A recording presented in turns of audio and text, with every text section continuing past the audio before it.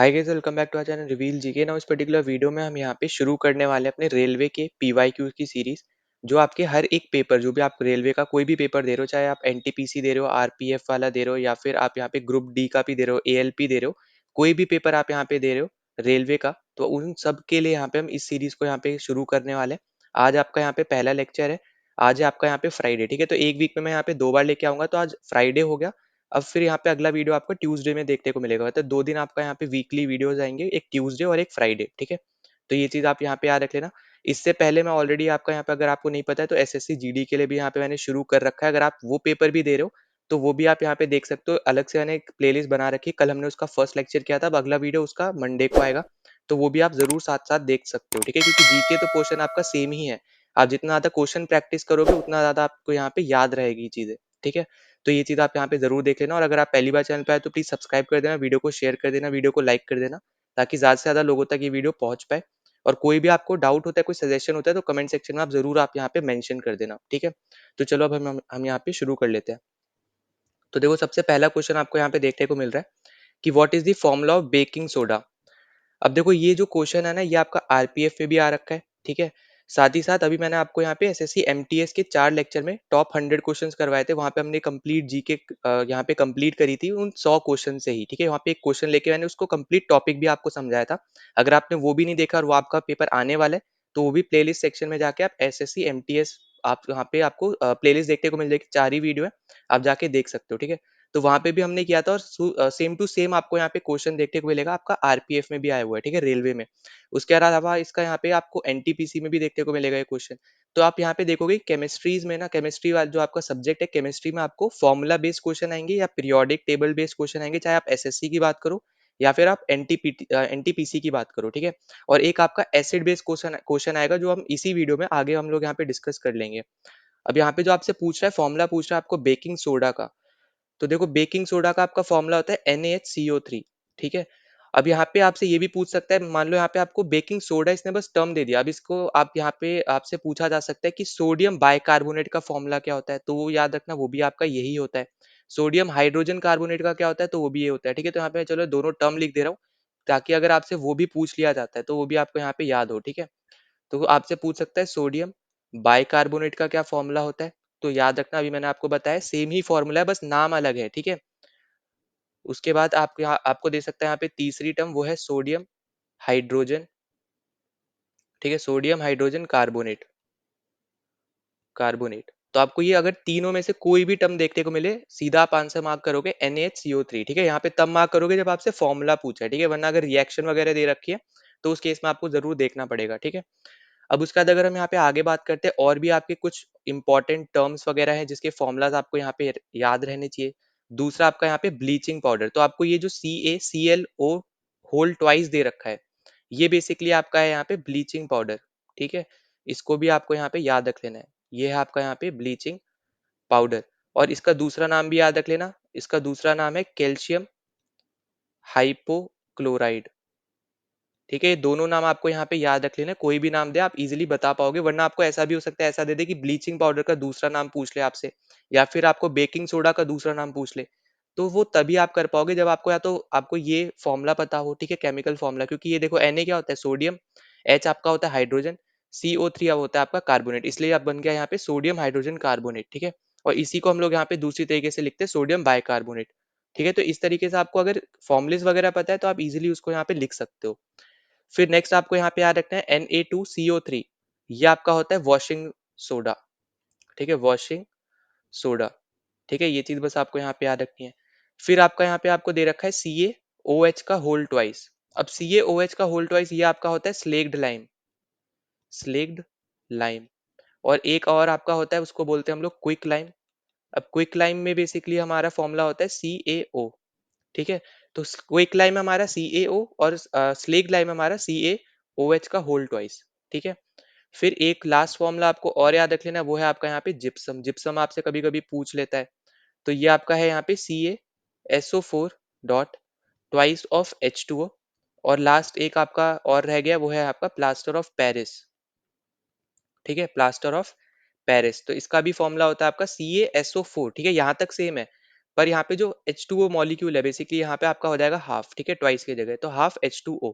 तो CaSO4 dot half H2O रहेगा आपका जिप्सम का, सॉरी आपका यहाँ पे प्लास्टर ऑफ पेरिस का, और जिप्सम का रहेगा आपका CaSO4 dot twice of H2O, ठीक है। तो ये फॉर्मुलेज आपको यहाँ पे याद रख लेना, इंपॉर्टेंट है। फिर अगर मान लो आपसे पूछ लेता है फूड प्रिजर्वेटिव से रिलेटेड, ठीक है, कि किसको हम लोग यहाँ पे बेसिकली यूज करते हैं प्रिजर्व करने के लिए फूड को, ताकि वो जल्दी खराब ना हो, है ना। तो आपको यहाँ पे याद रखना है फूड प्रिजर्वेटिव्स में सोडियम बेंजोनेट, ठीक है, सोडियम बेंजोएट, और आपका एक और रहता है यहाँ पे, दो और रहते हैं वैसे तो, एक आपका है यहाँ पे सोडियम नाइट्राइट, सोडियम नाइट्राइट, और एक और है आपका यहाँ पे सल्फर डाइऑक्साइड, ठीक है। तो ये बस आपको यहाँ पे याद रख लेना है। अब यहाँ पे देखो ऐसा हो सकता है आपको यहाँ पे गैस वगैरह पूछ ले, तो आपको जैसे पूछ सकते हैं कि चिप्स का जो आपका पैकेट होता है उसमें कौन सी गैस प्रेजेंट होती है, तो उसमें आपको यहाँ पे याद रखना है, उसमें हमें देखने को मिलती है नाइट्रोजन, ठीक है। नाइट्रोजन गैस हमें यहाँ पे चिप्स के पैकेट में, या फिर आप बोलो कोई भी पैकेट, ठीक है, जो भी आपको फूला हुआ दिख रहा है ना बेसिकली, उसको प्रिजर्व करने के लिए, या फिर आप बोलो वो खराब ना हो, ठीक है, तो उन सब में आपको यहाँ पे नाइट्रोजन गैस देखने को मिलती है। तो ये सब चीज़ें आपको यहाँ पे याद रखनी है। फूड प्रिजर्वेटिव से रिलेटेड बता दिया मैंने आपको, इंपॉर्टेंट जो फॉर्मुलेज है ये मैंने आपको बता दी, इसको नोट डाउन कर लेना, लिख लेना कहीं। और अगर आप, और एक और चीज़ याद रख लेना, अगर आपको इसकी पीडीएफ चाहिए तो यहाँ पे ये टेलीग्राम चैनल दे रखा है, ठीक है, इसका लिंक आपको डिस्क्रिप्शन में मिल जाएगा, वहां से जाके आप या तो आप ज्वाइन कर लो, या फिर टेलीग्राम पे डायरेक्ट इसको सर्च करोगे तो चैनल मिल जाएगा, उसको ज्वाइन कर लेना, वहां पे मैं पीडीएफ अपलोड कर दूंगा, तो आप इजीली नोट्स बना लेना। वरना वीडियो देखते देखते नोट जरूर बनाना, और अपनी तरफ से जरूर बनाना, ठीक है। आपको मैं पीडीएफ तो दे रहा हूँ, पर आपको नोट्स अपनी तरफ से बनाने, क्योंकि जितना ज्यादा आप खुद लिखोगे उतना ज्यादा आपको यहाँ पे क्लियरिटी होगी, और डे टू डे आपको रिवीजन करते रहना है। तभी मैं आपको एक एक वीक में हम सिर्फ 2 क्लास कर रहे हैं, ताकि आपको एक डिसेंट टाइम मिल जाए रिवीजन करने का भी, क्योंकि सिर्फ वीडियोस देख के और नोट्स बनाने से आप पेपर नहीं निकाल पाओगे, आपको रिवाइज भी करना पड़ेगा, ठीक है। तो रिवीजन आपका मेन पॉइंट रहना चाहिए नोट्स बनाने के बाद। तो यहाँ पे हमने ये सब डिस्कस कर लिया, हमारा राइट आंसर है यहाँ पे थर्ड ऑप्शन। नाउ अगले क्वेश्चन पे चलते हैं। तो अगले क्वेश्चन हमसे यहाँ पे पूछा जा रहा है कि विच ऑफ द फॉलोइंग, ठीक है, which of these is the largest island in the world, मतलब सिंपली आपसे पूछ रहा है कि सबसे बड़ा आइलैंड कौन सा है, ठीक है, आइलैंड कंट्री नहीं पूछ रहा, आपको आइलैंड पूछ रहा है बस। तो अपना अपना यहाँ पे नाम हो जाएगा, यहाँ पे आंसर हो जाएगा ग्रीनलैंड। अब देखो ग्रीनलैंड एक खुद एक कंट्री नहीं है, वो एक ऑटोनोमस टेरिटरी है, ठीक है। तो याद रखना ये एक बस आपकी टेरिटरी है, जो कि डेनमार्क के अंदर आता है, ठीक है। तो अगर आपको कंट्री पूछता है ग्रीनलैंड किसके अंदर आता है, तो आपका यहाँ पे वो डेनमार्क के अंदर आता है, ठीक है। तो ये याद रखना, और ये ऑटोनोमस कंट्री है, तो टेरिटरी है, ठीक है। तो यहाँ पे ये जो आपको दिख रहा है ये एरिया, ये है आपका यहाँ पे ग्रीनलैंड, ठीक है। और डेनमार्क आपको यहाँ कहीं देखने को मिलता है यूरोप में, ठीक है। जैसे अगर यहाँ पे आप अगले मैप में देखोगे तो यहाँ पे आपको ये डेनमार्क आपको यहाँ पे देखने को मिल रहा है यहाँ पे, ठीक है, ये वाला पार्ट, ठीक है। तो यहाँ पे ये याद रखना, ये इतना छोटा सा आपको यूरोप में देखने को मिलता है, ग्रीनलैंड भी आपका यूरोप में ही है, पर वो आप देखो कितना ज्यादा दूर है बस, ठीक है। बस इतनी चीज आपको यहाँ पे याद रखनी है। और दूसरा आपको यहाँ पे और कुछ जो चीजें याद रखनी है वो मैं आपको यहाँ पे बता देता हूँ। अब जैसे अगर आपसे पूछता है कि सबसे छोटी आपकी आइलैंड कंट्री कौन सी है, ठीक है, स्मॉलेस्ट आइलैंड नेशन कौन सा है आपका, नेशन बोलो कंट्री बोलो, ठीक है। तो इसका आंसर हो जाएगा यहाँ पे नाउरू, नाउरू। अब नाउरू आपका जो है वो यहाँ पे बेसिकली इस रीजन में आता है, आपके ऑस्ट्रेलिया वाले साइड में, ठीक है, इधर आता है, ओशियानिक ओशियानिक कंट्री है वो आपकी, ठीक है। तो ये याद रखना, ऑस्ट्रेलिया के इस तरफ में आपको देखने को मिलेगा, ये सब आइलैंड्स जितने भी आपके फेमस आइलैंड्स हैं थोड़े बहुत, वो सब आपको इस तरफ आपको देखने को मिलते हैं। अब उसके बाद अगर हम यहाँ पे नेक्स्ट चीज अगर हम डिस्कस करें कि सबसे बड़ी आपकी आइलैंड नेशन कौन सा है, ठीक है, लार्जेस्ट आइलैंड नेशन कौन सा आपका, तो यहाँ पे आपका राइट आंसर हो जाएगा यहाँ पे इंडोनेशिया, ठीक है। यहाँ पे आपका राइट आंसर हो जाएगा इंडोनेशिया। अब इंडोनेशिया आपका लार्जेस्ट आइलैंड नेशन है, स्मॉलेस्ट आपका है यहाँ पे नाउरू। ये सब आपको यहाँ पे याद रख लेना है, और यहाँ पे मैं नेशन की बात कर रहा हूँ, ठीक है, यहाँ पे ये ध्यान देना, यहाँ पे मैं नेशन बोल रहा हूँ, एक कोई आइलैंड नहीं बोल रहा हूँ, ठीक है। आइलैंड के केस में लार्जेस्ट आपका ग्रीनलैंड हो जाएगा। फिर अगर आपसे पूछता है कि सबसे ज्यादा आइलैंड पूरे कंट्रीज में से, जितने भी वर्ल्ड में कंट्रीज है उनमें से सबसे ज्यादा आइलैंड कौन से कंट्री के पास है, तो वो आपका आंसर हो जाएगा यहाँ पे स्वीडन, ठीक है। स्वीडन के पास सबसे ज्यादा आइलैंड्स है। पर आप देखोगे वहां पे कि क्योंकि आपका जो स्वीडन है वो, अगर आप यहाँ पे देखो इस मैप के थ्रू, तो स्वीडन देखो आप यहाँ पे है, ठीक है, एकदम नॉर्थ में है वो, ठीक है, नॉर्थ पोल के आप बोल सकते हो, एकदम बहुत ज्यादा पास में है नॉर्थ। आपका यहाँ पे स्वीडन है, नॉर्वे वगैरह है, फिनलैंड, ये सब बहुत ज्यादा पास में आपके नॉर्थ पोल से, और आर्टिक सर्कल के आपके यहाँ पे आपको दिखेगा, आर्टिक सर्कल इसके पास हो रहा है, ठीक है। तो यहाँ पे ये चीज आपको ध्यान देनी है कि यहाँ पे जितने भी आइलैंड्स भी होंगे ना इनके, तो मैक्सिमम यहाँ पे वो हैबिटेट नहीं होंगे, मतलब वहाँ पे लोग नहीं रह रहे होंगे। ठीक है, तो ये पॉइंट बस आपको समझना है कि मैक्सिमम आइलैंड भले स्वीडन के हैं, पर वहाँ पे ऐसे बहुत से आइलैंड्स होंगे जहाँ पे लोग नहीं रह रहे होंगे। और ऐसी कौन सी कंट्री जिसके पास आइलैंड भी अच्छे खासे हैं, 17,000 के आसपास आइलैंड है और वहाँ लोग भी रहते हैं मैक्सिमम पे, वो है आपका इंडोनेशिया। ठीक है, तो ये पॉइंट बस सिंपल सा आपको यहाँ पे याद रखना है। ओवरऑल अगर आप देखोगे तो 50 आपके आइलैंड नेशन है यहाँ पे पूरे वर्ल्ड में। ठीक है, 50 आइलैंड नेशंस है, उनमें से 48 को एज अ कंट्री यहाँ पे रिकॉग्नाइज किया जाता है। दो आप बोल सकते हो यहाँ पे एसोसिएट एसोसिएट है यहाँ पे। ठीक है, एसोसिएट कौन कौन से हैं वो अगर हम देखें तो एक जैसे आपका है यहाँ पे कुक आइलैंड्स है, फिर दूसरा है आपका यहाँ पे न्यू। ठीक है, यही स्पेलिंग है। ठीक है, न्यू, NIUE है यहाँ पे। ठीक है, NEW नहीं है, NIUE है। तो ये जो दो हैं ये भी आपके आइलैंड्स है और ये आपके न्यूजीलैंड के अंडर आते हैं। ठीक है, बस ये याद रखना क्योंकि यहाँ पे ये एज अ कंट्री यहाँ पे खुद रिप्रेजेंट नहीं हो रहे हैं। ठीक है, ना ही आपको देखने को मिलेगा कि ये यूएन के मेंबर है। पर यहाँ पे जो 48 मैंने बताया ये आपके बेसिकली कंट्रीज हैं जो यूएन यहाँ पे रिकॉग्नाइज कर रही है। ठीक है, तो ये आपको यहाँ पे याद रखना है। ये सब छोटी छोटी चीजें हैं जो आपको यहाँ पे, सिंपल सी चीजें जो आपको यहाँ पे याद रखनी है। फिर अगर आप देखोगे यहाँ पे तो आपको जैसे पता है श्रीलंका भी आपका एक क्या है, आइलैंड नेशन है। यहाँ पे मालदीव्स आता है, वो क्या है आपका, वो भी एक आइलैंड नेशन है। ठीक है, आइलैंड नेशन है। फिर यहाँ पे आपको मेडागास्कर देखने को मिल रहा है, यहाँ पे शीशेल्स आपको देखने को मिलता है जो इंपॉर्टेंट है। फिर यहाँ पे कैरेबियन आइलैंड्स आ जाते हैं इतने सारे। ठीक है, यहाँ पे आपको देखने को मिलेगा बहुत ज्यादा इंपॉर्टेंट आपके आइलैंड्स है ये, जितने भी आपको यहाँ पे मेन लैंड से दूर देखने को मिले ना, वो सब आपके आइलैंड है। अब यहाँ पे याद रखना, अगर आपसे पूछता है कि क्या ऑस्ट्रेलिया एक आइलैंड है, तो आपका आंसर होगा नहीं। क्यों नहीं होगा, क्योंकि हम इसको एक कॉन्टिनेंट मानते हैं। ठीक है, ये सब इंपॉर्टेंट पॉइंट्स है जो आपको यहाँ पे याद रखने हैं, क्योंकि ऑस्ट्रेलिया एक कॉन्टिनेंट है, ना कि कोई एक आइलैंड है। ठीक है, आइलैंड है वो, पर उसको हम आइलैंड की तरह नहीं मानते क्योंकि वो खुद ही एक कॉन्टिनेंट है। ठीक है, तो ये चीज बस आप यहाँ पे समझना। ठीक है, अब देखो यहाँ पे अगर हम बात करते हैं, यहाँ पे मैं आपको दो छोटे, दो या तीन में आपको यहाँ पे कुछ ग्रुप्स बता देता हूँ, जिससे आप हो सकता है आपको यहाँ पे पूछ लिया जाए। जैसे फॉर एग्जाम्पल एक आपका ग्रुप होता है यहाँ पे नॉर्डिक कंट्रीज।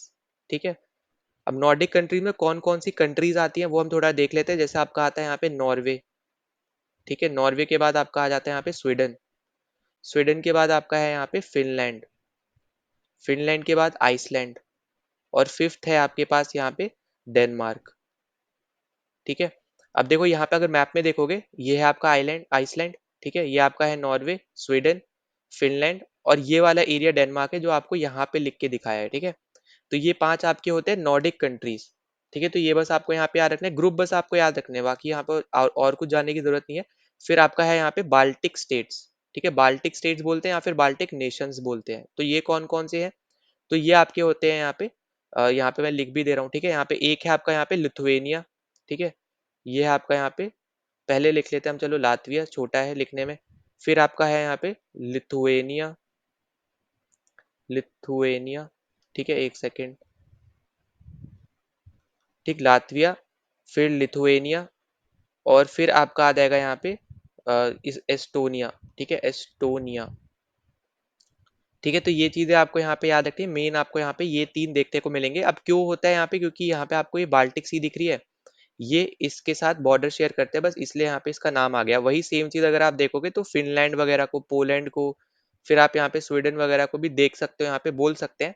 पर यहाँ पे इन तीनों का नाम बस आपको यहाँ पे याद रखना है। ये आपके सबसे ज्यादा इंपॉर्टेंट आपके यहाँ पे नेशन है बाल्टिक के पॉइंट ऑफ व्यू से। जब हम यहाँ पे बात करते हैं तो इन्हीं तीनों के बारे में हम बात कर रहे होते हैं। ठीक है, फिर आपका एक थर्ड ग्रुप और डिस्कस कर लेते हैं, लास्ट ग्रुप जो है यहाँ पे इस क्वेश्चन में देख लेते हैं। वो है आपका यहाँ पे स्कैंडिनेवियन कंट्री। अब देखो स्कैंडिनेवियन कंट्रीज आपकी ये ऊपर की तीन है जो आपको ये इस शेप में दिख रही है, अजीब से शेप में। ठीक है, ये आपकी है यहाँ पे नॉर्वे, स्वीडन और फिनलैंड। तो ये तीनों आपकी होती है यहाँ पे स्कैंडिनेवियन कंट्रीज। ठीक है, नॉर्वे, स्वीडन और आपका यहाँ पे फिनलैंड। बस आपको यही चीज जाननी है, और बाकी है ना आपको मैप दे रखा है, आप देख सकते हो। पर ये ऊपर की जितनी कंट्रीज है ना, इस वाले रीजन से यहाँ तक, ठीक है, इनके बारे में थोड़ा आप जान लेना, क्योंकि यही आपकी इंपॉर्टेंट है जहां से क्वेश्चन बनते हैं। और दूसरा आपका यहाँ पे यूके से बन सकते हैं, याद रखना यूके एक आपका आइलैंड कंट्री है। ठीक है, ये किसी के साथ बॉर्डर शेयर नहीं कर रहा है कोई दूसरी कंट्री के साथ, बस हाँ एक ये चीज आ जाती है आइलैंड के साथ कर रहा होता है। अब यहाँ पे भी बहुत ज्यादा आपका कॉम्प्लेक्स सिनेरियो है, वो हम किसी दूसरे क्वेश्चन में डिस्कस करेंगे। क्योंकि आपको यहाँ पे हो सकता है आपको आइडिया ना हो कि यूनाइटेड किंगडम किसे कहते हैं, इंग्लैंड किसे कहते हैं, है ना, वेल्स आपका यहाँ पे, क्योंकि इसी में ही आपको वेल्स देखने को मिलेगा। स्कॉटलैंड भी आपको यहाँ पे नहीं दिख रहा होगा, यहाँ पे मार्क तो कर रखा है पर ये यूके के अंदर दिख रहा है। तो यहाँ पे बहुत कंफ्यूजन है, वो हम किसी दूसरे क्वेश्चन में डिस्कस करेंगे। पर अभी के लिए ये तीन यहाँ पे ये याद रख लेना ग्रुप्स।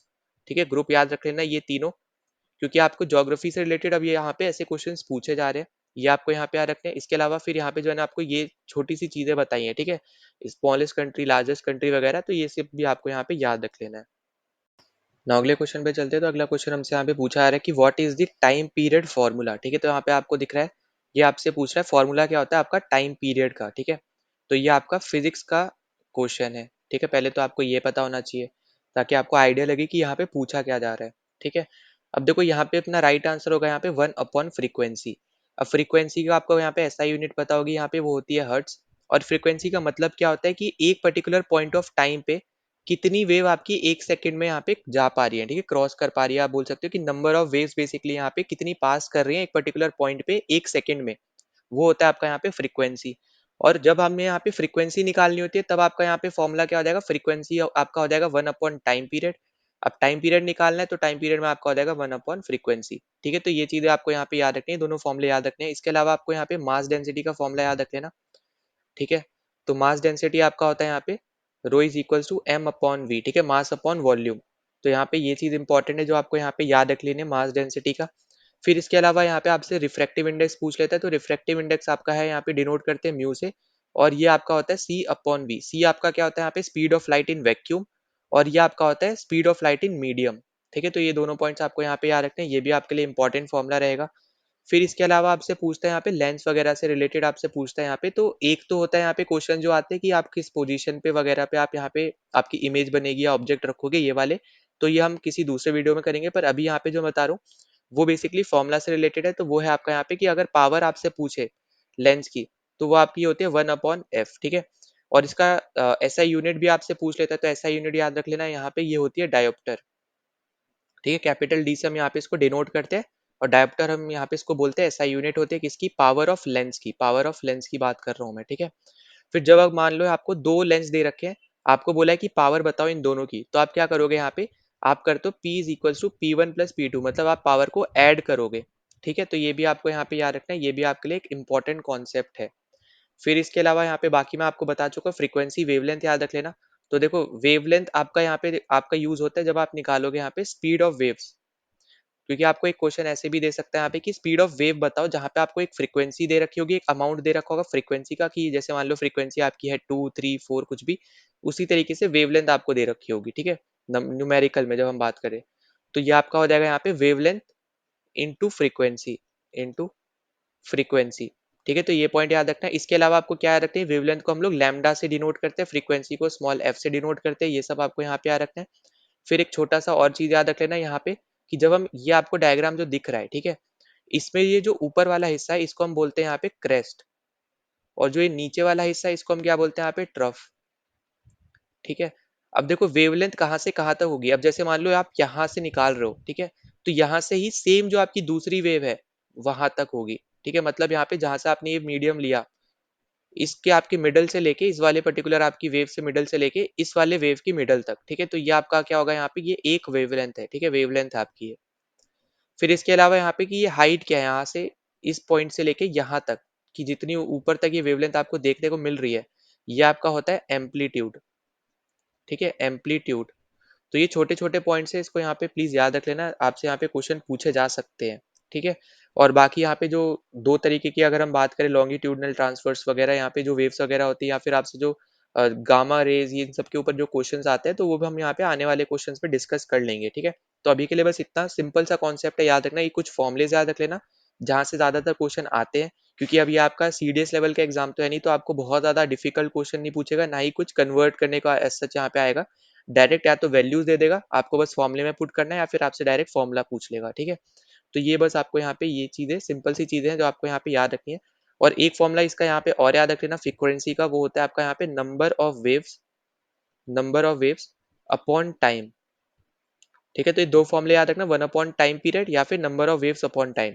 तो ये दो चीजें रहेंगी, क्योंकि फ्रीक्वेंसी क्या होती है, जितनी आपकी वेव्स पास कर पा रही हैं एक पर्टिकुलर पॉइंट से 1 सेकंड में, तो वही आपका मतलब हो गया number of waves upon time, मतलब जितनी भी आपकी पास कर पा रही है यही आपका बता रहा है।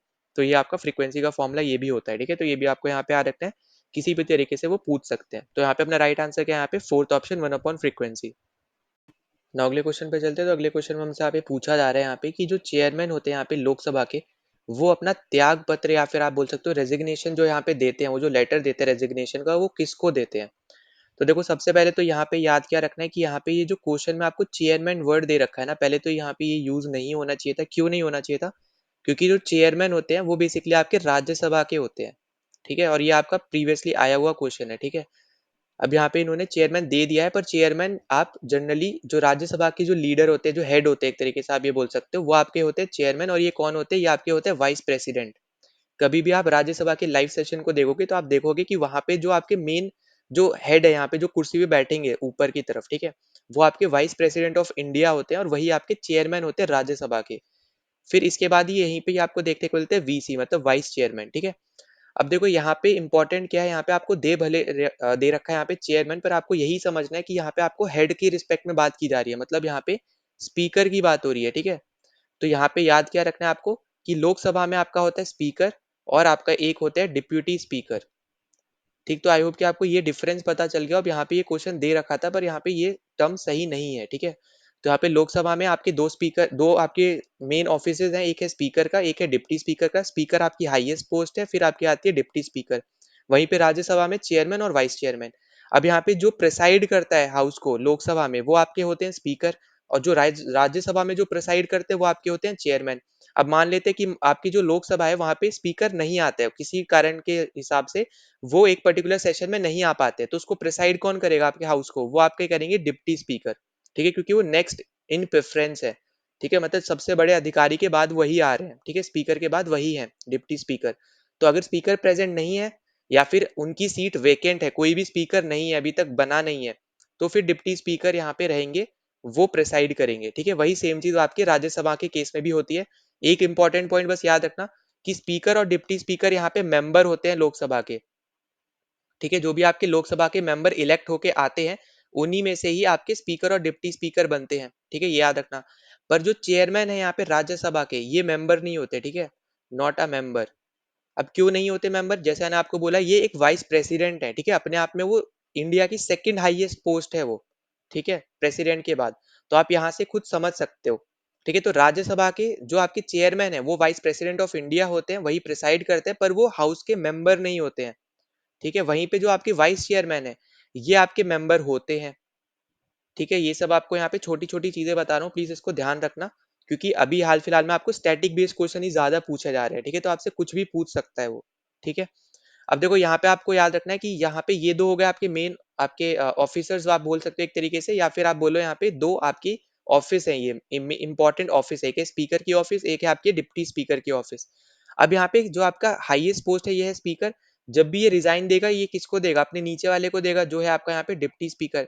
और जब यहाँ पे डिप्टी स्पीकर रिजाइन देगा, तो ये देगा आपके स्पीकर को, मतलब ये आपस में ही रेजिग्नेशन देते हैं, ठीक है, रिजाइन करते हैं तो आपस में ही लेटर को देते हैं। तो ये पॉइंट याद रखना, स्पीकर आपका डिप्टी स्पीकर को रेजिग्नेशन देता है, डिप्टी स्पीकर आपका स्पीकर को देता है, ठीक है, आपका यहाँ पे ये याद रखना है। तो यहाँ पे राइट आंसर क्या होगा? यहाँ पे third option, deputy speaker of Lok Sabha, ठीक है। वहीं पे अगर हम बात करते हैं चेयरमैन और वाइस चेयरमैन की, अब देखो वाइस चेयरमैन आपका चेयरमैन को देगा, पर चेयरमैन वाइस चेयरमैन को नहीं देगा, ठीक है, इंपॉर्टेंट है, प्लीज ध्यान रखना यहाँ पे। इसलिए आपका यहाँ पे ये इस कॉन्सेप्ट से क्वेश्चन बनते हैं। तो जो आपका वाइस चेयरमैन है, वो आपके चेयरमैन को देता है रेजिग्नेशन, पर चेयरमैन वाइस चेयरमैन को नहीं देगा, क्योंकि चेयरमैन कौन है? वाइस प्रेसिडेंट ऑफ इंडिया है। तो ऑब्वियस सी बात है, वो किसको देंगे? वो आपके यहाँ पे प्रेसिडेंट को देंगे, ठीक है। तो यहाँ पे ये जो आपसे पूछ रखा है ना, यहाँ पे त्याग पत्र रेजिग्नेशन लेटर, तो यहाँ पे वाइस प्रेसिडेंट है यहाँ पे, क्योंकि चेयरमैन, तो ये किसको देंगे? ये आपके प्रेसिडेंट ऑफ इंडिया को रेजिग्नेशन देंगे, ठीक है। आई होप कि आपको अब ये दोनों हाउसेज में क्या क्या होता है थोड़ा बहुत अच्छे से पता चल गया हो। नहीं पता चला है तो वापस से वीडियो को रिवाइंड करना, वापस से जो मैंने आपको समझाया वो प्लीज यहाँ पे ध्यान से सुन लेना, ठीक है, और उसको नोट कर लेना। अगर आप यहाँ पे लिख नहीं रहे हो, तो आपको आगे जाके हो सकता है आप ये सब चीजें भूल जाओ, ठीक है, तो उसको लिख जरूर लेना। अब इसके अलावा आपको यहाँ पे देखो इंपॉर्टेंट पोस्ट की अगर हम बात करें, अब जैसे आपकी प्रेसिडेंट की पोस्ट है, प्रेसिडेंट रेजिग्नेशन किसको देता है? ये आपका देता है वाइस प्रेसिडेंट को, जो कि आपके चेयरमैन है, जो मैंने आपको यहाँ पे बताया, ठीक है। इसलिए मैंने बोला कि चेयरमैन आपके वाइस चेयरमैन को रेजिग्नेशन नहीं देते हैं, वो किसको देंगे? वो देंगे आपके प्रेसिडेंट को। पर मान लेते हैं कि आपका प्रेसिडेंट का ऑफिस वेकेंट है, ठीक है, तो वो किसको देंगे? तब वो देंगे चीफ जस्टिस ऑफ इंडिया, ठीक है, क्योंकि आपकी नेक्स्ट प्रेफरेंस पे फिर वही आ जाती है, ठीक है, प्रेसिडेंट्स की अगर हम बात करें। अगर मान लेते हैं यहाँ पे कि प्रेसिडेंट को रिजाइन देना है, और कोई भी उस टाइम पे वाइस प्रेसिडेंट नहीं है, तो वाइस प्रेसिडेंट अगर नहीं है और प्रेसिडेंट को रिजाइन देना है तो कौन यहाँ पे रहेगा, जिसको यहाँ पे प्रेसिडेंट रिजाइन देंगे तो वो है आपके चीफ जस्टिस ऑफ इंडिया। अब मान लेते हैं कि प्रेसिडेंट आपके नहीं है, कोई भी आपके प्रेसिडेंट नहीं है प्रेजेंट टाइम में और वाइस प्रेसिडेंट है, और वाइस प्रेसिडेंट को रेजिग्नेशन देना है तो वो किसको देंगे, वो भी आपके चीफ जस्टिस ऑफ इंडिया को देंगे। तो पहले याद रखना, अगर दोनों प्रेजेंट है तो वो आपस में देंगे, अगर एक भी ऑफिस नहीं है अगर दूसरे को देना है तो वो चीफ जस्टिस ऑफ इंडिया को रेजिग्नेशन देंगे, ठीक है। फिर अगर आपसे मान लो पूछता है कि पीएम किसको रेजिग्नेशन देते हैं तो वो आपका रहेगा यहाँ पे प्रेसिडेंट।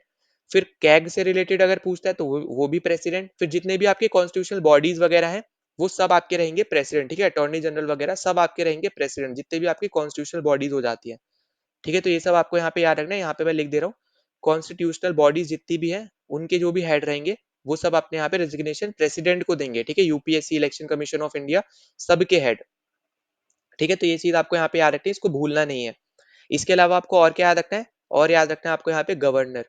गवर्नर भी आपके रेजिग्नेशन प्रेसिडेंट को ही देते हैं, और गवर्नर को हम क्या बोलते हैं, हम लोग बोलते हैं एजेंट ऑफ द सेंटर, ठीक है। क्योंकि आपके यहाँ पे सेंटर ही डिसाइड करती है कि कौन गवर्नर किस स्टेट में रहेगा, तो इसलिए यहाँ पे गवर्नर को बोला जाता है एजेंट ऑफ द सेंटर। साथ ही साथ जो आपके कैग है ये बेसिकली अगर आप एसएससी दे ही रहे हो तो आपको पता ही होगा कि जो आपके ऑडिट वगैरह यहाँ पे करते हैं, ठीक है, उसके यहाँ पे पोस्ट भी वगैरह आती है। तो जो ऑडिट का काम है वो आपका कैग के अंडर होता है, ठीक है। ये आपकी एक कॉन्स्टिट्यूशनल पोस्ट है जो जिसका मेंशन कॉन्स्टिट्यूशन में है। कॉन्स्टिट्यूशनल बॉडीज क्या है या फिर कॉन्स्टिट्यूशनल पोस्ट क्या है, जो आपकी जिनका मेंशन बेसिकली आपका इंडियन कॉन्स्टिट्यूशन में है, वो सब आपकी कॉन्स्टिट्यूशनल बॉडीज और कॉन्स्टिट्यूशनल की यहाँ पे पोस्ट वगैरह है, ठीक है। जैसे अटॉर्नी जनरल है, एडवोकेट जनरल है, आपका इलेक्शन कमीशन ऑफ इंडिया है, यूपीएससी है, कैग हो गया, ठीक है। ये सब आपकी कॉन्स्टिट्यूशनल बॉडीज है। और भी हम जैसे जैसे डिस्कस करेंगे आगे आगे हम करते रहेंगे, जैसे national commission for schedule caste, schedule tribe, backward classes, ठीक है, special officer for linguistic minorities.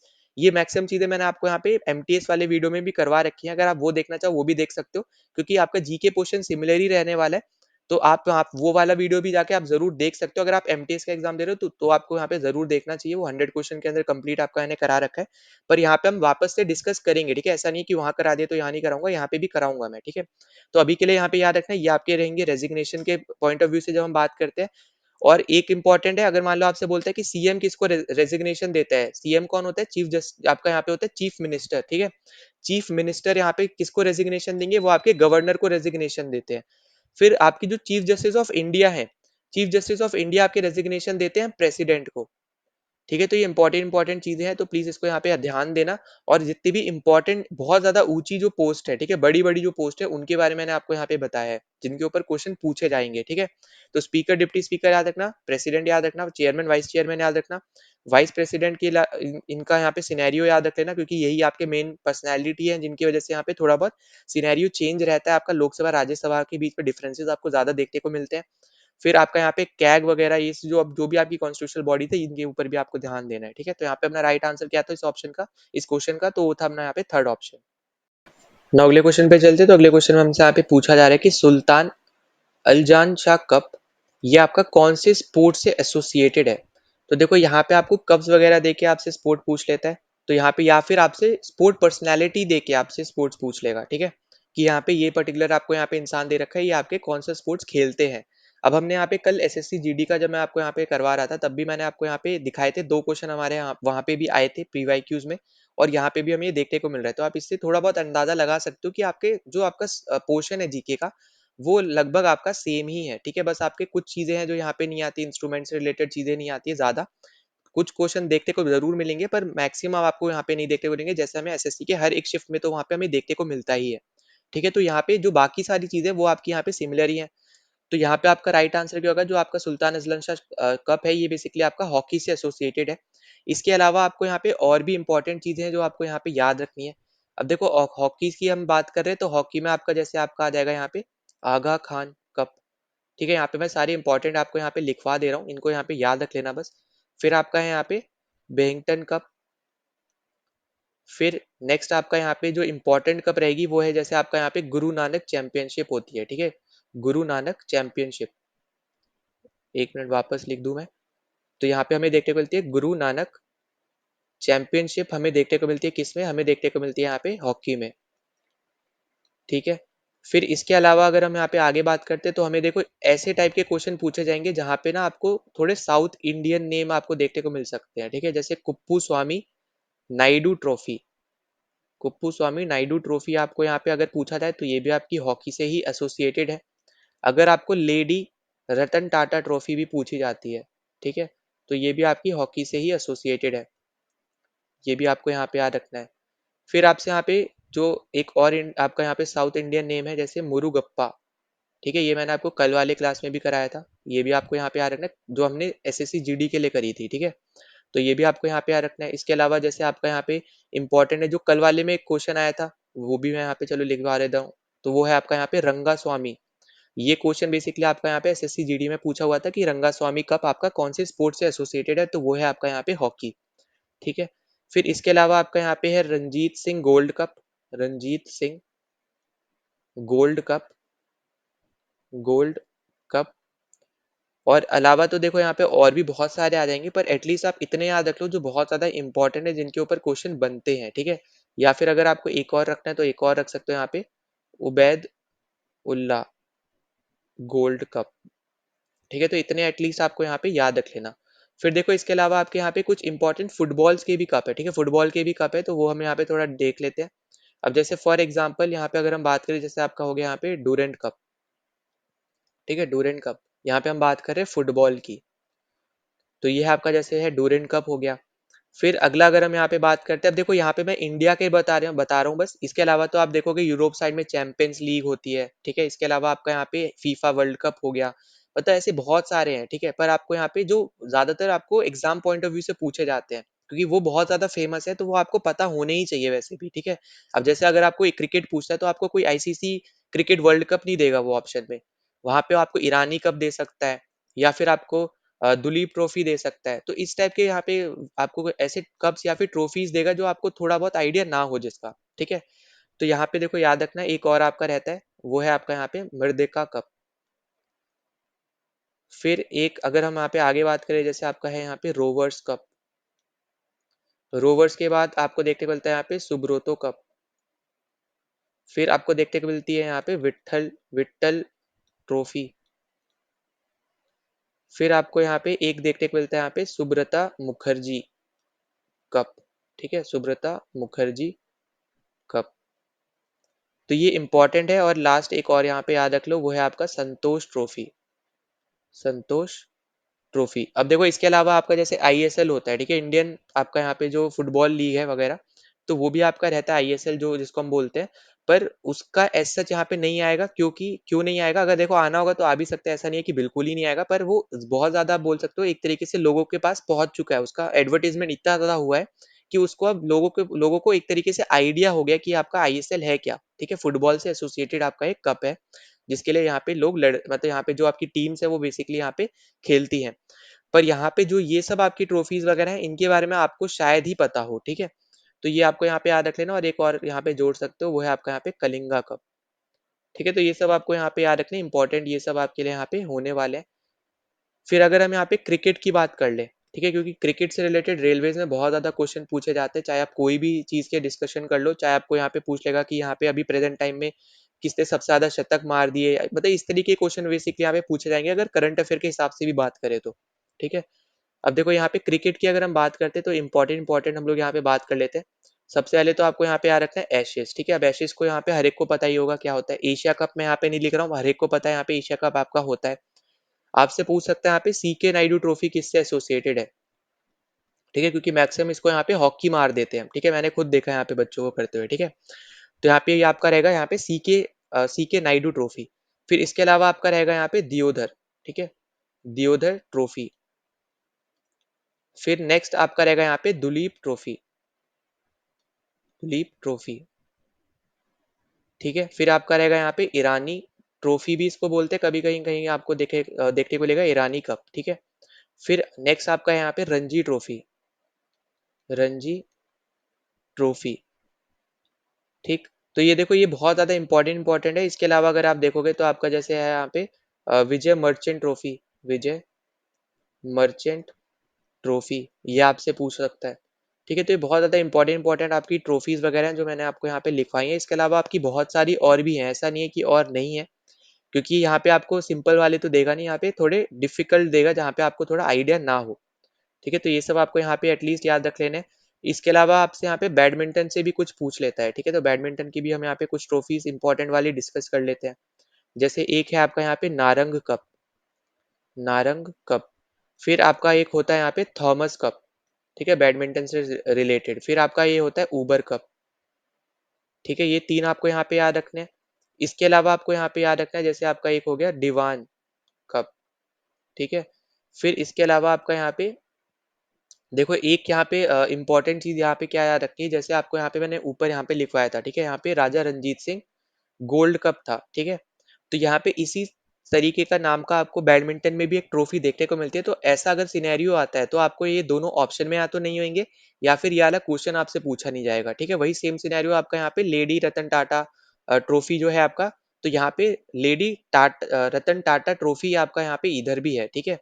तो ये भी आपको समझना है। तो दोनों जगह आपको देखने को मिलेगी, ठीक है? यहाँ पे 1 मिनट रुको, सही कर दे रहा हूँ स्पेलिंग। ये है आपका लेडी रतन टाटा ट्रॉफी, ठीक है? तो यहाँ पे यही चीज़ आपको यहाँ पे याद रखनी है कि अगर कोई ऐसी ट्रॉफी है जो सेम नाम की है, अलग-अलग स्पोर्ट्स में भी देखने को मिलती है, या तो उसके ऊपर क्वेश्चन नहीं आएगा या फिर दोनों स्पोर्ट ऑप्शन में नहीं होंगी बस, ठीक है? तो ये आपको यहाँ पे इंपॉर्टेंट है जो आपको याद रखना है। फिर बाकी देखो टेनिस का मैं आपको आगे एक क्वेश्चन कराऊंगा, वहां पे हम डिस्कस कर लेंगे कोर्ट्स वगैरह या फिर उसकी जितनी ट्रॉफीज वगैरह है उन सबको, तो वो हम आगे डिस्कस करेंगे। इसके अलावा देखो जो आपसे यहाँ पे जनरली पूछा जाता है, यहाँ पे बोर्ड के रिलेटेड भी आपको एक ट्रॉफी याद रखनी है जिसका नाम है यहाँ पे नेहरू ट्रॉफी, ठीक है? नेहरू ट्रॉफी।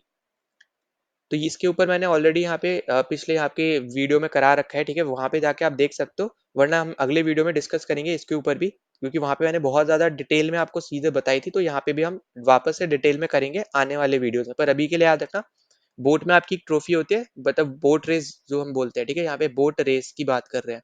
तो बोट रेस में आपकी एक ट्रॉफी है जिसका नाम है नेहरू ट्रॉफी, ठीक है? एटलीस्ट आपको यहाँ पे ये पता होना चाहिए। फिर आपका यहाँ पे एक लास्ट कर लेते हैं यहाँ पे वेट लिफ्टिंग। तो वेट लिफ्टिंग में आपकी एक ट्रॉफी कौन सी होती है, ये आपका यहाँ पे नाम है बुर्दवान कप, ठीक है? बुर्दवान कप। तो एटलीस्ट आपको ये याद रखना है, बाकी तो देखो और भी बहुत सारे इंपॉर्टेंट। अच्छा एक लास्ट एक और स्पोर्ट कर लेते हैं, ठीक है? इसके साथ खत्म करते हैं इसको। गोल्फ की बात करें, आपका रहेगा यहाँ पे वॉकर कप। फिर आपका रहेगा यहाँ पे राइडर कप, ठीक है? फिर आपका रहेगा यहाँ पे कैनेडा कप, कैनेडा कप। फिर आपका एक रहेगा यहाँ पे, लिख लेना, आइसन होवर कप, ठीक है? अगर आप देखोगे सब अंग्रेजी नाम है, ठीक है? यहाँ पे आप इजीली पहचान सकते हो पहचानने को तो। पर एक अलग से लिख लेना यहाँ पे, कोलंबो कप करके भी आपका होता है जो आपका गोल्फ का होता है, ठीक है? तो ये इतने एटलीस्ट आपको यहाँ पे याद रख लेना। बाकी आप जैसे जैसे थोड़े अगर और आएंगे वहां पे अगर कोई होता है तो वहां पे भी मैं आपको और लिखवा दूंगा, पर एटलीस्ट आप इन स्पोर्ट्स के तो याद रख लो। और जेवलिन से रिलेटेड यहाँ पे कोई चैंपियनशिप वगैरह होगी तो वो भी मैं आपको करा दूंगा, क्योंकि प्रेजेंट टाइम में अगर आप देखोगे सबसे ज्यादा जो अभी न्यूज में है जो स्पोर्ट, वो आपका जेवलिन है और एक क्रिकेट है, क्योंकि वर्ल्ड कप जीता इंडिया ने। और जेवलिन में अभी यहाँ पे हम इंडिया में पैरा ओलंपिक्स में भी गोल्ड लेके आए हैं और आपका ओलंपिक में हम यहाँ पे सिल्वर लेके आए हैं, ठीक है? तो जनरली आपसे जो पूछा जाएगा वो पैरा ओलंपिक का पूछा जाएगा, क्योंकि यहाँ पे नीरज चोपड़ा के ऊपर अगर क्वेश्चन आता है तो बहुत ज्यादा सिंपल क्वेश्चन हो गया वो, ठीक है? पर यहाँ पे पैरा ओलंपिक में जो आपके जेवलिन थ्रोअर थे, उनके ऊपर क्वेश्चन जरूर आपसे पूछा जा सकता है, तो उनके ऊपर हम आने वाली वीडियोस में कवर कर लेंगे। ना अगले क्वेश्चन पे चलते हैं। तो अगले क्वेश्चन में हमसे यहाँ पे पूछा जा रहा है कि आपका यहाँ पे फर्स्ट इंडियन प्लेयर कौन थे जिन्होंने यहाँ पे आपकी यहाँ पे सेंचुरी लगाई थी, ठीक है? First Indian player to register 100 run score, ठीक है? और किसमें, वो भी आईपीएल में, मतलब आईपीएल में 100 लगाने वाले पहले इंडियन प्लेयर कौन थे, ये बस आपसे सिंपल आपके यहाँ पे इस टर्म्स में पूछा जा रहा है। अब देखो यहाँ पे जैसे मैंने आपको पहले बताया था कि क्रिकेट यहाँ पे रेलवे के पॉइंट ऑफ व्यू से अगर देखोगे तो सबसे ज्यादा इंपॉर्टेंट स्पोर्ट में से एक है जहाँ पे क्वेश्चन आपसे पूछे जा रहे हैं, ठीक है? तो यहाँ पे अगर हम देखते हैं तो यहाँ पे अपना राइट आंसर हो जाएगा मनीष पांडे। तो फर्स्ट इंडियन प्लेयर की बात करें तो वो है मनीष पांडे, पर फर्स्ट प्लेयर की बात करें तो वो आपके हो जाएंगे ब्रेंडन मैकलम, ठीक है? वो भी हम यहाँ पे अभी मैं लिखवा दूंगा। तो सबसे पहले तो इंपॉर्टेंट जो आपके रिकॉर्ड्स है उनको हम थोड़ा देख लेते हैं। तो सबसे पहले आपको यहाँ पे याद रखना, अगर आपसे पूछता है हाईएस्ट विकेट टेकर कौन है, ठीक है? क्योंकि आपको ये रिकॉर्ड ही पूछ रहा है एक तरीके से। तो हाईएस्ट विकेट टेकर अगर आपसे पूछा जाए तो वो है आपके यूजी चहल, ठीक है? यूजी चहल आपके यहाँ पे हाईएस्ट विकेट टेकर, आईपीएल में हम बात कर रहे हैं, ठीक है? आईपीएल में। फिर अगर आपसे पूछते हैं यहाँ पे हाईएस्ट रन्स किसने यहाँ पे बनाए आईपीएल में, तो ऑब्वियस सी बात है वो है आपके यहाँ पे कोहली, ठीक है? विराट कोहली। फिर अगर आपसे यहाँ पे पूछा जाता है कि पहले यहाँ पे इंडियन कौन थे जिन्होंने 5 विकेट हॉल लिया था, मतलब एक ही मैच में 5 विकेट लिए थे, ऐसा करने वाले पहले इंडियन कौन है, ठीक है? फर्स्ट इंडियन आपके कौन है जिन्होंने 5 विकेट हॉल लिया है, तो इनका नाम है यहाँ पे लक्ष्मीपति बालाजी, ठीक है? लक्ष्मीपति बालाजी। तो ये नाम भी आपको यहाँ पे याद रख लेना है। ठीक है। फिर इसके अलावा आपसे पूछ सकता है कि फर्स्ट प्लेयर कौन है। यहाँ ऊपर तो मैंने आपको बताया कि फर्स्ट इंडियन कौन है, पर फर्स्ट प्लेयर कौन है जिन्होंने 5 विकेट हाल लिया, ये भी आपसे पूछ सकता है। तो यहाँ पे इनका नाम है सोहेल तनवीर। अब देखो, जब आईपीएल शुरू हुआ था उस टाइम पे शुरू के एडिशन में बेसिकली आपका जो पाकिस्तान है उसके प्लेयर भी खेला करते थे, ठीक है। उसके बाद यहाँ पे जब आपका टेररिस्ट अटैक वगैरह हुआ, उसके बाद फिर उनको बैन कर दिया था, ठीक है। तो यहाँ पे ये बस आपको यहाँ पे याद रखना है। तो ये जो सोहेल तनवीर है बेसिकली ये पाकिस्तानी है, ठीक है। तो यहाँ पे पहला जो प्लेयर प्लेयर था जिसने 5 विकेट हाल लिए थे वो आपका यहाँ पे ये था, ठीक।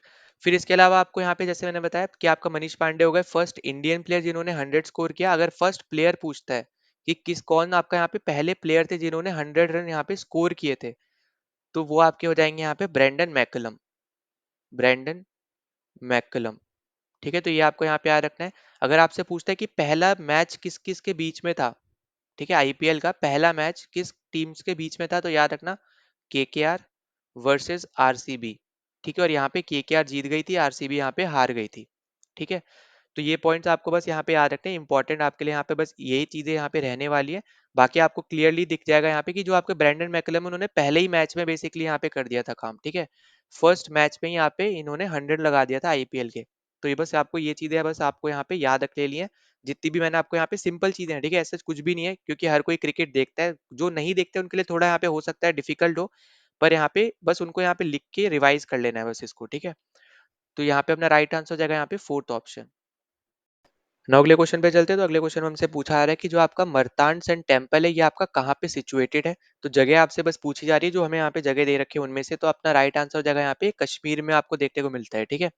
अब यहाँ पे ये आपका इंपॉर्टेंट है, ये आपका पीवाईक्यू जो आया हुआ है, तो इसके रिस्पेक्ट में जो आपके और इम्पोर्टेंट है उनको हम थोड़ा डिस्कस कर लेते हैं। अब जैसे फॉर एग्जाम्पल आपका है यहाँ पे पहला वीरूपक्षा टेम्पल। वीरूपक्षा टेम्पल, तो ये आपको कहाँ देखने को मिलेगा, तो ये आपको हम्पी में देखने को मिलेगा। और हम्पी कहाँ है, तो ये आपका है कर्नाटका में, ठीक है। तो ये आपको यहाँ पे याद रखना है। फिर उसके अलावा आपको यहाँ पे देखने को मिलेगा यहाँ पे विट्ठला टेम्पल। अब जो आपका विट्ठला टेम्पल है ये भी आपका हम्पी कर्नाटका में है, ठीक है। ये भी आपको यहाँ पे याद रखना है। फिर इसके अलावा आपको यहाँ पे दूसरा आपको यहाँ पे याद रखना है मीनाक्षी टेम्पल, ठीक है, मीनाक्षी टेम्पल। अब जो मीनाक्षी टेम्पल है ये आपका फेमस है और ये आपका है मदुरई में, ठीक है। और मदुरई आपका कहाँ प्रेजेंट है, तो मदुरई आपको देखने को मिलता है तमिलनाडु के अंदर, ठीक है। ये आपको यहाँ पे याद रखना है। फिर एक जो सबसे ज्यादा फेमस टेम्पल है उसका नाम है यहाँ पे रामनाथ स्वामी, ठीक है, रामनाथ स्वामी टेम्पल। और ये आपको कहाँ देखने को मिलेगा, तो ये आपको देखने को मिलता है रामेश्वरम आइलैंड पे, ठीक है, रामेश्वरम आइलैंड पे देखने को मिलता है। और ये आपको कहाँ है, ये आपका आइलैंड जो है ये आपका तमिलनाडु की टेरिटरी के अंदर आता है, ठीक है। तो ये आपका यहाँ पे इंपॉर्टेंट है, जो मैं आपको यहाँ पे सब बता रहा हूँ इसको यहाँ पे लिखते रहना। फिर अगला है आपके पास यहाँ पे बृहदेश्वरा टेम्पल, जिसके ऊपर बहुत क्वेश्चन बनते हैं, ठीक है। और ये आपका कहाँ पे प्रेजेंट है, तो ये आपका प्रेजेंट है थंजावुर में, ठीक है, थंजावुर। और ये आपका है तमिलनाडु। अब देखो इसमें बहुत सी ऐसी आपकी सिटीज हैं जो कैपिटल रह चुके किसी ना किसी किंगडम की, पर वो मैं यहाँ पे डिस्कस नहीं कर रहा हूँ। हम सेपरेट क्वेश्चन में वहां पे डिस्कस करेंगे कौन सी किंगडम की क्या कैपिटल वगैरह थी। तो उससे आप यहाँ पे लिंक करना, ठीक है, क्योंकि यहाँ पे अगर मैं सब कुछ बता दूंगा इसी वीडियो में तो आपका वीडियो भी लंबा रहेगा और आप बहुत ज्यादा कंफ्यूज हो जाओगे, ठीक है, क्योंकि एक ही क्वेश्चन में बहुत ज्यादा फैक्ट देने से आप कंफ्यूज हो जाते हो, ठीक है। तो ये पॉइंट आपको यहाँ पे याद रखना है, इंपॉर्टेंट रहेगा। जो आपको यहाँ पे मैं लिखवा रहा हूँ इंपॉर्टेंट, आपके जितने भी टेम्पल्स हैं इन सबको याद रखना। फिर सोमनाथ टेम्पल याद रख लेना। सोमनाथ जो टेम्पल है ये आपको देखने को मिलता है गुजरात के अंदर, ठीक है। सोमनाथ टेम्पल आपको गुजरात के अंदर देखने को मिलता है। अब देखो आपको जो आपका जम्मू है वहां पे आपको वैष्णो देवी टेम्पल देखने को मिलता है, ये तो आपको हर एक को पता ही होगा, ठीक है। यहाँ पे इसलिए मैं यहाँ पे नहीं लिख रहा हूँ, पर मैं आपको ये बोल दे रहा हूँ, ठीक है। तो अगर आपको नहीं पता है तो इसको लिख लेना। वैष्णो देवी टेम्पल आपको देखने को मिलता है जम्मू में, ठीक है। फिर काशी विश्वनाथ भी आपको पता होगा, ये आपका वाराणसी में प्रेजेंट है, ठीक है। तो यहाँ पे ये दोनों टेम्पल्स आपको यहाँ पे लिख लेने, काशी विश्वनाथ वाराणसी और वैष्णो देवी टेम्पल आपका जम्मू में। फिर अमरनाथ केव यात्रा आपको जैसे पता है, अमरनाथ यात्रा जो होती है वो बेसिकली अमरनाथ केव टेम्पल के लिए यहाँ पे होती है। तो वो आपका प्रेजेंट है JNK में, ठीक है। तो जितने भी आप देखोगे ना इंपॉर्टेंट जो आपके हिंदुइज्म से रिलेटेड आपके टेम्पल्स है वो आपको नॉर्दर्न रीजन में बहुत ज्यादा देखने को मिलते हैं और सदर्न रीजन में भी देखने को मिलते हैं। तो आप यहाँ पे देखोगे कि आप यहाँ पे ये नहीं बोल सकते हो कि यहाँ पे ये लोग रहते हैं यहाँ पे ये लोग रहते हैं, है ना। तो आपको ये बात समझनी है कि हर एक जगह पे हर एक लोग रह रहे हैं, है ना? तो आपको यहाँ पे ये इंपॉर्टेंट जो पॉइंट्स हैं आपके, जो टेम्पल्स वगैरह से, तो आप ये इजीली फाइंड आउट नहीं कर पाओगे कि आप ये सोच लो कि आपको यहाँ पे टेम्पल दे दिया तो ये नॉर्दर्न रीजन का ही होगा या फिर सदर्न रीजन का ही होगा। हाँ, कुछ नाम से आप थोड़ा बहुत आइडिया लगा सकते हो, पर ये चीज आपको ज्यादा समझनी है कि आपके टेम्पल्स जो है वो हर एक जगह पे फैले हैं, ठीक है? मतलब हर एक जगह जगह पे आपको टेम्पल देखने को मिलेंगे, और वो भी यहाँ पे फेमस से फेमस टेम्पल्स है, क्योंकि वो किसी ना किसी डायनेस्टी के टाइम पे या तो बने हुए हैं या फिर बहुत ज्यादा वहाँ पे लोग जाते हैं, इसलिए आपके बहुत ज्यादा फेमस टेम्पल वो यहाँ पे हुए हैं, ठीक है? तो ये पॉइंट सब आपको यहाँ पे समझने हैं। फिर अब जैसे आपका एक सिद्धि विनायक टेम्पल है, ठीक है? सिद्धि विनायक टेम्पल, तो ये आपको यहाँ पे याद रखना है, ठीक है? सिद्धि विनायक, और ये आपको कहाँ देखने को मिलेगा, तो ये आपका प्रेजेंट है मुंबई में, ठीक है? मुंबई में। फिर आपके शिरडी साईं बाबा टेम्पल जो है आपको पता है यहाँ पे शिरडी में प्रेजेंट है, तो नाम में ही आपको दे रखा है, तो ये बस यहाँ पे याद रख लेना। इसके अलावा देखो यहाँ पे एक और रख लेना है यहाँ पे याद, वेंकटेश्वरा टेम्पल, ठीक है? वेंकटेश्वरा टेम्पल, और ये आपका कहाँ पे प्रेजेंट है, तो ये आपका आंध्र प्रदेश में प्रेजेंट है, ठीक है? वेंकटेश्वरा टेम्पल। फिर कुछ इंपॉर्टेंट और अगर हम यहाँ पे बात करें, तो जैसे आपका है यहाँ पे कोणार्क सन टेम्पल, ठीक है? इसके ऊपर क्वेश्चन बनते हैं, कोई भी आप एग्जाम उठा के देखोगे तो यहाँ पे इसके ऊपर क्वेश्चन आपको देखने को मिलेगा। अब सोनार्क सन टेम्पल आपका प्रेजेंट है उड़ीसा में, ठीक? फिर आपका जगन्नाथ टेम्पल, हर एक को पता है आपकी जगन्नाथ यात्रा जो यहाँ पे यात्रा वगैरह भी निकलती है, तो वो भी आपको पता है यहाँ पे कि जगन्नाथ भगवान की निकलती है, तो वो भी आपका आपका प्रेजेंट है उड़ीसा में, ठीक है? तो वो मैं यहाँ पे नहीं लिखवा रहा हूँ, पर आपको यहाँ पे याद रख लेना है। फिर इसके अलावा आपको यहाँ पे जो इंपॉर्टेंट रहेगा, जैसे आपका सांची स्तूपा आपसे पूछ लेता है, जो आपका बुद्धिज्म से रिलेटेड है ज्यादातर, तो जो सांची स्तूपा है ये आपका प्रेजेंट है यहाँ पे एमपी के अंदर, ठीक है? एक सेकंड में यहाँ पे स्पेलिंग सही कर दूं, ये है आपका यहाँ पे सांची स्तूपा, ठीक है? बुद्धिज्म से ज्यादा रिलेटेड है, ये आपको याद रखना है। गोल्डन टेम्पल हर एक को पता है अमृतसर में है, ठीक है? चलो अगर नहीं पता है तो यहाँ पे मैं लिख भी दे रहा हूँ, गोल्डन टेम्पल है आपका यहाँ पे अमृतसर में, अमृतसर, ठीक? फिर इसके अलावा आपसे यहाँ पे ये पूछा जाता है कामाख्या टेम्पल, तो कामाख्या टेम्पल जो है ये बेसिकली आपका असम में प्रेजेंट है, ठीक है? असम में प्रेजेंट है, और अगर आपको जगह देता है तो वो हो जाएगा यहाँ पे गुवाहाटी। गुवाहाटी में अगर हिल्स भी पूछ लेता है तो हिल है आपका यहाँ पे नीलाचल हिल, ठीक है? यहाँ पे तीनों नाम याद रख लेना, क्योंकि ये इंपॉर्टेंट है यार, यहाँ से बनते हैं क्वेश्चन, ठीक है? कामाख्या टेम्पल अगर आप देखोगे एसएससी के हर एग्जाम में आपको देखने को मिलेगा, पूछा हुआ है क्वेश्चन। फिर एक लास्ट आप यहाँ पे याद रख लेना, Mahabodhi temple, Mahabodhi temple, Mahabodhi temple आपको कहाँ देखने को मिलेगा, तो ये आपको देखने को मिलता है बिहार में, ठीक है? ये आपको देखने को मिलता है बिहार साइड में, ठीक?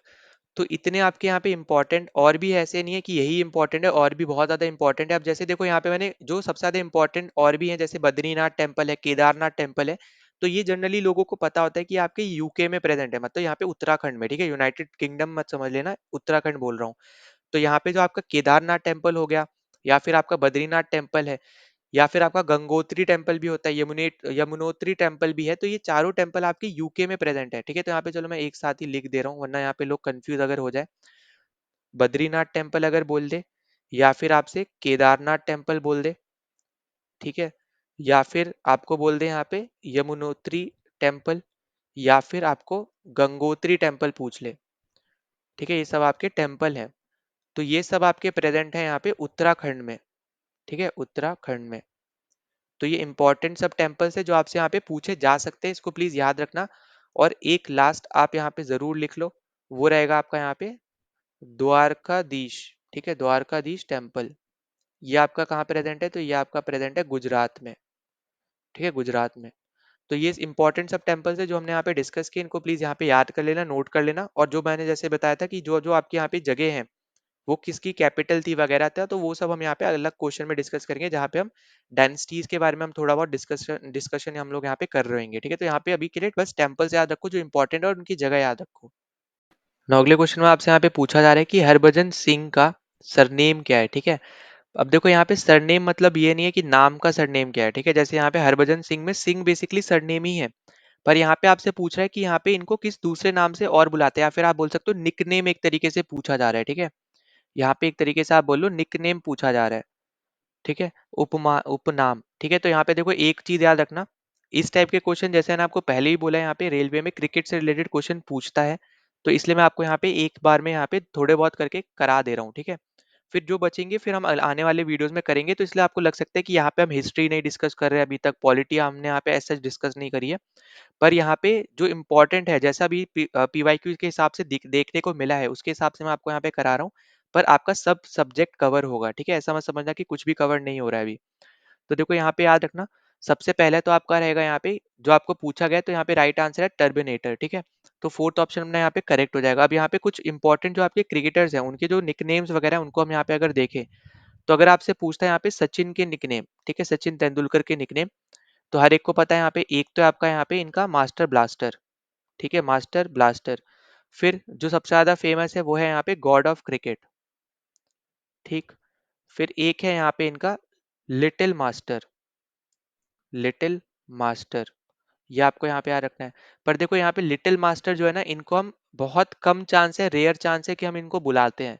हम जो रियल में लिटिल मास्टर जिनको बुलाते हैं, उनका नाम है यहाँ पे सुनील गावस्कर, ठीक है। तो यहाँ पे आपको जब भी क्वेश्चन देगा ना, तो लिटिल मास्टर में आपका सचिन का नाम नहीं होगा, ठीक है, याद रखना। सचिन के केस में आपको मास्टर ब्लास्टर देखने को मिलेगा, पर इनको लिटिल मास्टर कह के भी बुलाते हैं। पर याद रखना कि जो रियल आप बोल सकते हो यहाँ पे निकनेम है, वो सुनील गावस्कर को मिला हुआ है, ठीक है, लिटिल मास्टर का। तो यहाँ पे आप कंफ्यूज मत हो ना, तो ये मैंने आपको बता दिया, इसलिए अब मैं यहाँ पे आपके सचिन के आगे से ये वाली चीज हटा दे रहा हूँ, ठीक है। अब तो आप यहाँ पे ताकि कंफ्यूज ना हो, तो लिटिल मास्टर है आपका यहाँ पे सुनील गावस्कर जी का, उसके बाद सचिन जी का आपका यहाँ पे है मास्टर ब्लास्टर और गॉड ऑफ क्रिकेट। फिर यहाँ पे जो इंपॉर्टेंट है, जिसके ऊपर क्वेश्चन बनते हैं, वो है आपके यहाँ पे कपिल देव, क्योंकि इनका जो एक तरीके से बोलो निकनेम है, थोड़ा यहाँ पे अलग है, वो है आपका हरियाणा हरिकेन, ठीक है, हरियाणा हरिकेन। इनके ऊपर इसलिए आपके यहाँ पे क्वेश्चन भी बनते हैं। फिर देखो एम एस धोनी का तो हर एक को पता है, यहाँ पे थाला माही, कैप्टन कूल वगैरह, तो यहाँ पे ये इसकी इसलिए यहाँ पे मैं धोनी के ऊपर यहाँ पे निकनेम्स नहीं बता रहा हूँ, ठीक है, ये तो आपको यहाँ पे हर एक को पता ही है। वही सेम सिनेरियो आपका कोहली का भी है, कोहली को यहाँ पे चीकू करके भी यहाँ पे बुलाते हैं, या फिर किंग कोहली कह के बुलाते हैं, तो ये भी आपको यहाँ पे नहीं लिख रहा हूँ। अब देखो यहाँ पे नेक्स्ट आपके हो जाएंगे यहाँ पे सौरव गांगुली। अब जो सौरव गांगुली है, तो यहाँ पे याद रखना है कि इनको हम किस किस नाम से जानते हैं। तो पहला आपका यहाँ पे है जैसे दादा, ठीक है। फिर है आपका यहाँ पे Prince of Calcutta, Prince of Calcutta. फिर आपका है यहाँ पे बंगाल टाइगर, बंगाल टाइगर। फिर नेक्स्ट आपको यहाँ पे देखने को मिलेगा यहाँ पे God of of side, God of of side. तो यहाँ पे ये सब यहाँ पे इनके नाम है जो आपको यहाँ पे याद रखने, पर सबसे ज्यादा इंपॉर्टेंट आपका रहेगा प्रिंस ऑफ कलकत्ता और दादा, ठीक है, दो आपको यहाँ पे याद रखना, पर ये भी याद रख लेना। फिर रोहित शर्मा आपका हर एक का पता है यहाँ पे कि हिटमैन करके हम बुलाते हैं, तो वो आपको इजीली याद रहेगा, उसमें तो लिखवाना नहीं है। नहीं याद है तो लिख लेना, जो मैंने बोला रोहित के लिए हिटमैन, ठीक है। फिर राहुल द्रविड़ आपसे पूछ सकता है, तो राहुल द्रविड़ का है यहाँ पे वॉल, ठीक है, द वॉल। तो जो आपको यहाँ पे ऑप्शन में भी दे रखा है यहाँ पे ये, ठीक है, पहला वाला। तो ये है आपका बेसिकली राहुल द्रविड़ का निकनेम एक तरीके से।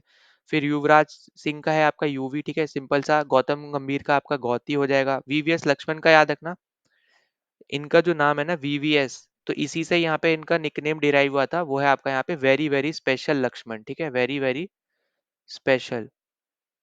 तो ये आपको यहाँ पे याद रखना है, वीवीएस लक्ष्मण अगर देता है, इनका निकनेम पूछता है, तो वेरी वेरी स्पेशल लक्ष्मण आपको यहाँ पे देखने को मिल जाएगा, ठीक है। तो ये आपका रहेगा यहाँ पे अगले इंपॉर्टेंट जो पर्सनैलिटी है क्रिकेट की। फिर शिखर धवन का यहाँ पे याद रख लेना, शिखर धवन का है आपका यहाँ पे गब्बर, शिखर धवन का है यहाँ पे गब्बर, ठीक है। तो ये सब आपको यहाँ पे याद रखना है। बाकी चेतेश्वर पुजारा पूजी, फिर आपका जसप्रीत बुमराह है यहाँ पे बूम बूम, ठीक है। तो ये सब तो मैक्सिमम आप देखोगे ना, ये सब नाम आपके यहाँ पे आकाश चोपड़ा ने दिए हैं, ठीक है। पर यहाँ पे जो इम्पोर्टेंट और है, जो आपके पुराने क्रिकेटर्स थे, जो बहुत ज्यादा फेमस क्रिकेटर्स थे, तो उनको भी जो नाम दिए, वो उनसे आपके क्वेश्चन बनते हैं। जैसे अनिल कुंबले से पूछ लेगा, तो इनका आपका यहाँ पे है जंबो, ठीक है, ये आपको याद रखना है। फिर जैसे आपका यहाँ पे अजिंक्य रहाणे है, ठीक है, अब अजिंक्य रहाणे, इनका याद रखना, इनका है यहाँ पे जिंक्स, ठीक है, जिंक्स। तो ये आपको यहाँ पे याद रखना है। बाकी आपको पता है हरभजन सिंह का टर्मिनेटर हो गया, या फिर भज्जी करके भी बुलाते हैं। युजवेंद्र चहल का आपका यूजी हो गया। फिर अश्विन का आपका यहाँ पे ऐश हो गया, ठीक है। तो ये सब तो आपके यहाँ पे इंपॉर्टेंट है, जो यहाँ पे प्रेजेंट में चल रहे हैं, वो आपको मैक्सिमम पता भी होंगे, और वो आप यहाँ पे डे टू डे कमेंट्री में आप यहाँ पे सुनते होगे। पर जो यहाँ पे ये मैंने आपको लिखवाया, कपिल देव है, सौरव गांगुली जी है, उसके बाद फिर आपके राहुल द्रविड़ हो गए, अनिल कुंबले, अजिंक्य रहाणे, तो ये इनकी ज्यादा इंपॉर्टेंट है। शिखर धवन का भी इंपॉर्टेंट है, पर वो आपको याद ही होगा। पर वीवीएस लक्ष्मण का भी याद रख लेना, ठीक है, वेरी वेरी स्पेशल लक्ष्मण। तो ये सब आपके थे यहाँ पे निकनेम्स, जो आपको यहाँ पे याद रख लेने हैं। ना अगले क्वेश्चन पे चलते हैं। तो अगले क्वेश्चन में हमसे यहाँ पे पूछा आ रहा है, the compilation of Kabir's composition is called as, ठीक है। तो यहाँ पे जो कबीर जी ने यहाँ पे जो भी कॉम्पोजिशन बेसिकली यहाँ पे बनाई, तो उसके कंपाइलेशन को हम लोग एक साथ मिला के बेसिकली उसको क्या बोलते हैं, तो हम उसको बोलते हैं बिजक, ठीक है। तो ये याद रखना। इसके अलावा यहाँ पे कबीर से यहाँ पे आपको याद रखना है कि ये मोनोथिज्म में बिलीव रखते थे, ठीक है। मोनोथिज्म मतलब क्या होता है कि एक ही भगवान है। अब जैसे प्रेजेंट टाइम में अगर आप देखोगे तो पॉलीथिज्म फॉलो करते हैं, जहाँ पे हम अलग अलग भगवान, अलग अलग लोग अलग अलग भगवान को यहाँ पे पूजते हैं, ठीक है। कोई यहाँ पे गणेश जी को पूज रहा होगा, कोई आपका यहाँ पे विष्णु जी को पूज रहा होगा, या फिर कोई आपका शिव जी की पूजा कर रहा होगा।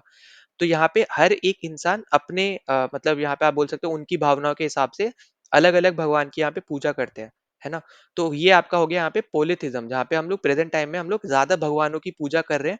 पर वहां पे जो कबीर सिंह, जो आपके कबीर हैं, इनका कहना क्या है यहाँ पे, इनका कहना है कि ये बेसिकली यहाँ पे बोलते थे कि यहाँ पे एक ही भगवान है, तो हमें यहाँ पे मोनोथिज्म यहाँ पे पॉलिसी फॉलो करनी चाहिए, मतलब एक ही की पूजा करनी चाहिए, ठीक है। यहाँ पे बस इनका यहाँ पे ये कहना है। बस डिफरेंस आपको याद रखना है कि मोनो और पॉली में क्या डिफरेंस है। मोनो मतलब एक, पॉली मतलब ज्यादा, ठीक है, एक से ज्यादा। अब दूसरा आपको यहाँ पे याद रखना है कि ये आपके भक्ति मूवमेंट, या फिर आप बोल सकते हो भक्ति जो पीरियड था उससे आपके एसोसिएटेड है, ठीक है। इनका यहाँ पे मेजर रोल था भक्ति मूवमेंट वगैरह में भी। फिर इनके कुछ लिटरेरी वर्क है वो आपको यहाँ पे याद रखने हैं। जैसे आपका यहाँ पे आ जाएगा कबीर परचाई। अब देखो आपको कबीर करके तो नहीं देगा, पर आपको यहाँ पे अलग से ये दे सकता है, ठीक है, परचाई करके। तो ये आपको यहाँ पे याद रखना है, इससे आपसे क्वेश्चन बन सकता है। फिर नेक्स्ट आपको यहाँ पे याद रखना है आदि ग्रंथ, ठीक है, सिखिज्म से रिलेटेड है अभी आपका यहाँ पे ये। फिर नेक्स्ट आपका है यहाँ पे सखी ग्रंथ, साखी ग्रंथ, ठीक है। फिर नेक्स्ट आपका रहेगा यहाँ पे एक और जो आपका रह गया है, वो है आपका कबीर ग्रंथवली, ठीक है, ग्रंथवाली। तो ये चार आपके वर्क है जो आपको याद रखने हैं। इसके अलावा फिर आपको यहाँ पे जो फर्स्ट ऑप्शन दे रखा है अभंगा, तो ये बेसिकली आपकी डिवोशनल आपकी पोएट्री हुआ करती थी, ठीक है। तो यहाँ पे याद रखना ये आपकी डिवोशनल पोएट्री थी, जो यहाँ पे लोग गाया करते थे। और किन भगवान के लिए यहाँ पे करते थे, तो उनका नाम था यहाँ पे विट्ठला। जो है ना, आपको थोड़ी देर पहले आपको टेम्पल भी एक बताया था, तो उसके आप टेम्पल के थ्रू भी आप याद रख सकते हो वैसे तो, ठीक है। तो याद रखना विट्ठला टेम्पल, ठीक है, मतलब विट्ठला आपके यहाँ पे भगवान का नाम है, हिंदू गॉड है ये, ठीक है, हिंदू गॉड है। तो ये पॉइंट आपके लिए इंपॉर्टेंट है, याद रखना। इनका यहाँ पे दूसरा नाम है यहाँ पे, वो है विठोवा, ठीक है। अब देखो अलग अलग रीजन में अगर आप जाओगे, तो यहाँ पे अलग अलग रीजन में अलग अलग यहाँ पे नाम रहेंगे भगवान के, ठीक है। तो यहाँ पे इसलिए आपसे इस टाइप के क्वेश्चन बन सकते हैं, पर यार जनरली ऐसे टाइप के क्वेश्चन नहीं पूछेगा जहाँ पे भगवान से रिलेटेड क्वेश्चन हो। पर आपको यहाँ पे जैसे ये पूछा हुआ है पीवाईक्यू है, ठीक है, तो यहाँ पे ऐसे क्वेश्चन जरूर पूछ सकता है आपसे, ठीक। तो बस आपको ये पता होना चाहिए, आपसे ये पूछा जा सकता है कि यहाँ पे ये अभंगा क्या है, तो ये आपको यह पता होना चाहिए। एक डिवोशनल पोएट्री है जो हम लोग यहाँ पे उस टाइम पे भगवान के लिए यहाँ पे गाया करते थे। और कौन से भगवान के लिए गाते थे, बस प्रेजेंट टाइम में बस इतना याद रख लो, वो है आपकी यहाँ पे विटला, ठीक है। तो ये आपका रहेंगे यहाँ पे इंपॉर्टेंट, बस इतनी चीज आपको यहाँ पे इस क्वेश्चन से रिलेटेड हमें यहाँ पे डिस्कस करनी थी। ना अगले क्वेश्चन पे चलते हैं। तो अगले क्वेश्चन हमसे पूछा जा रहा है कि when was Dandi March organised, मतलब डांडी मार्च यहाँ पे कब हुआ था, बस ये पूछा जा रहा है। तो देखो ऐसे टाइप के आपको क्वेश्चन देखने को जरूर मिलेंगे, चाहे आप एसएससी का पेपर दे रहे हो या रेलवे का दे रहे हो, जहाँ पे आपको ईयर पूछा जाता है, ठीक है। तो यहाँ पे याद रखना ये आपका हुआ था यहाँ पे 1930 में। क्योंकि आपको बाकी जो ऑप्शन वैसे भी दे रखे हैं ना, देखो अब 47 50 है, तो आप सीधे सीधे एलिमिनेट कर सकते हो। अगर आपको डाउट भी होगा तो 1940 या 30 में होगा। अगर यही सेम क्वेश्चन आपका एसएससी में होता ना, तो एसएससी आपको बहुत क्लोज ऑप्शंस देता है थोड़ा, ठीक है। यहाँ पे रेलवे में आपको थोड़े ऑप्शंस भी इजी मिले हैं एज कम्पेयर टू आपके एसएससी लेवल के जो भी आपके पेपर्स होते हैं वहां पे। तो अगर वहां पे क्वेश्चन आता है, वहां पे आपको थोड़ा ज्यादा डिफिकल्टी होती है अगर आपको ईयर नहीं पता होता, पर यहाँ पे आपको दो में थोड़ा डाउट होता है, ठीक है। अब देखो यहाँ पे आपको और क्या क्या याद रखना है, ये याद रख लो। इसकी डेट याद रख लेना, ये है आपकी 12 मार्च। और ईयर आपको जैसे मैंने बताया 1930, ठीक है। तो ये पूरा याद रख लेना। दूसरा आपको इससे रिलेटेड याद रखना है कि इसको ऑर्गेनाइज किया था गांधी जी ने, ठीक है, गांधी जी ने इसको ऑर्गेनाइज किया था। और गांधी जी के साथ 78 लोग, जिनको हम बेसिकली बोलते हैं इंग्लिश में आप बोल सकते हो डेलीगेट्स या फिर मेंबर्स बोल लो, ठीक है, इजी टर्म्स में मेंबर्स बोल लो। तो 78 मेंबर्स ने यहाँ पे इसमें गांधी जी के साथ पार्ट लिया था। कहाँ से कहाँ तक, तो बेसिकली गांधी जी ने जो मार्च किया था, जिसको हम दांडी मार्च बोल रहे हैं, ये इन्होंने किया था साबरमती आश्रम, जो इनका यहाँ पे प्रेजेंट है, ठीक है, यहाँ पे गुजरात में। तो यहाँ पे जो इनका साबरमती आश्रम है, वहां से लेके इन्होंने मार्च किया था दांडी के कोस्ट तक, ठीक है, दांडी जगह है। तो डांडी के कोस्ट तक वहां पे मार्च किया था, सॉल्ट लॉ के अगेंस्ट, सॉल्ट लॉ के अगेंस्ट। ठीक है, तो बस यही चीज आपको बस यहाँ पे याद रखनी है। और ये जो आपका यहाँ पे डांडी मार्च है, ठीक है, तो इससे रिलेटेड आपको यहाँ पे और क्या याद रखना है कि यहाँ पे आपके गांधी जी और नेहरू जी, ठीक है, दोनों ही यहाँ पे अरेस्ट हुए थे। ठीक है, पर यहाँ पे बेसिकली ये क्या करने जा रहे थे ये आपको बस पता होना चाहिए। तो यहाँ पे ये करने जा रहे थे रेड। ठीक है, किस पे रेड करने जा रहे थे यहाँ पे? धरसना सॉल्ट वर्क पे। इस पर्टिकुलर आपके यहाँ पे ऑर्गेनाइजेशन बोल लो या फिर आप बोल सकते हो जो भी, तो यहाँ पे ये बेसिकली यहाँ पे रेड करने जा रहे थे। उसी के बीच में यहाँ पे नेहरू यहाँ पे और गांधी जी, ठीक है, दोनों को यहाँ पे क्या कर लिया, यहाँ पे अरेस्ट कर लिया। बस इतनी चीज आपको यहाँ पे याद रख लेना है इस पर्टिकुलर आपके डांडी मार्च से रिलेटेड। नंबर ऑफ मेंबर्स याद रख लेना, इसके रिलेटेड क्वेश्चन बना है पहले भी। ठीक, बाकी आपका कहाँ से कहाँ थी ये हमने डिस्कस कर लिया, और कौन अरेस्ट हुआ था ये देख लिया। और यहाँ पे देखो एक चीज याद रखना है कि ये जो आपकी मूवमेंट थी या फिर आप बोलो मार्च था, ये ऐसा नहीं है कि सिर्फ यहीं पे ही सीमित रह गया, और भी बहुत जगह पे आपका ये हुआ था। जैसे तमिलनाडु में जो आपके राजा गोपालचारी हैं, ठीक है, जिनको आपका भारत रत्न भी मिल चुका है, जो पहले आप बोल सकते हो यहाँ पे पहले जो 3 थे उनमें से एक राजा गोपालचारी भी थे। तो उन्होंने भी यहाँ पे तमिलनाडु में इसको आगे बढ़ाया था, प्रमोट किया था, एक तरीके से ऑर्गेनाइज किया था वहां पे मार्च। ठीक है, फिर मालाबार रीजन में यहाँ पे केलप्पम ने किया था। देखो यहाँ पे, चलो मैं लिख दे रहा हूँ यहाँ, थोड़ा आपको डाउट ना हो जाए। तो तमिलनाडु में किया था यहाँ पे राजा गोपालचारी ने। ठीक है, राजा गोपालाचारी ने यहाँ पे तमिलनाडु में ऑर्गेनाइज किया था मार्च। फिर जो आपका यहाँ पे मालाबार रीजन है, मालाबार मतलब एक तरीके से कर्नाटका, कर्नाटका बोल रहा हूँ यहाँ पे, केरला और कर्नाटका का एकदम साउथ वाला जो रीजन है, ठीक है, तो वहां पे अगर हम बात करें तो वहां पे क्या था कि केलप्पन ने। ठीक है, उसके बाद यहाँ पे अगर हम बात करें तो उड़ीसा में आपसे पूछा जा सकता है, उड़ीसा बोल लो या फिर ओडिशा बोल लो। ठीक है, तो यहाँ पे है आपका गोपाल बंधु, गोपाल बंधु चौधरी। ठीक है, इन्होंने यहाँ पे किया था। अब असम में यहाँ पे ये आपका फेल हो गया था, तो आपसे ये रीजन देके भी पूछ सकते हैं कि कहाँ पे फेल हो गई थी ये मूवमेंट, तो उसमें आपका आंसर आ जाएगा यहाँ पे असम। ठीक है, असम में ये मूवमेंट आपकी फेल हो गई थी, बस इतना पॉइंट आपको यहाँ पे याद रख लेना है। फिर इसके अलावा अगर देखो आगे बात करें तो जैसे आपका बंगाल रीजन भी आता है यहाँ पे। तो बंगाल रीजन में हमें पता है बंगाल में आपके यहाँ पे सुभाष चंद्र बोस है, ठीक है, इंपॉर्टेंट लीडर थे। तो ये हैं, और साथ ही साथ आपके यहाँ पे JM सेन गुप्ता, और एक और है यहाँ पे सूर्य सेन। ठीक है, सूर्य सेन, ये 3 आपके यहाँ पे लीडर हैं। ठीक है, तो यहाँ पे ये वाला एंड हटा दो। तो यहाँ पे ये 3 आपके लीडर है बंगाल से। फिर अगर हम यहाँ पे देखो बात करें यहाँ पे आपके पेशावर की। ठीक है, पेशावर आपका अभी तो पाकिस्तान में, पर उस टाइम तो इंडिया में ही था, है ना। तो यहाँ पे आपको देखने को मिलेगा खान अब्दुल गफर खान। तो ये जो पर्सनैलिटी है इनको हम लोग बोलते हैं फ्रंटियर गांधी या फिर बादशाह खान, बच्चा खान। ठीक है, तीनों मैंने आपको यहाँ पे कल वाली वीडियो में वैसे कराया था यहाँ पे, पर वापस मैं आपको करा दूंगा यहाँ पे भी। तो याद रखना कि यहाँ पे जो खान अब्दुल गफर खान है, तो इनको भारत रत्न भी मिल चुका है, और ये बेसिकली यहाँ पे गांधी जी के फॉलोअर थे, इसलिए इनका नाम फ्रंटियर गांधी भी पड़ा है, और बादशाह खान और बच्चा खान करके भी हम इनको यहाँ पे बुलाते हैं। ठीक है, और फकर ए अफगान भी हम लोग यहाँ पे इनको बोलते हैं। तो ये 4 यहाँ पे आपको याद रखने हैं, और ये 2 आपके ऐसे लोग हैं जो इंडियन नहीं थे जिनको मिला है भारत रत्न। इनमें से पहले हैं आपकी यही है खान अब्दुल गफर खान, जो पाकिस्तान से बिलोंग करते हैं।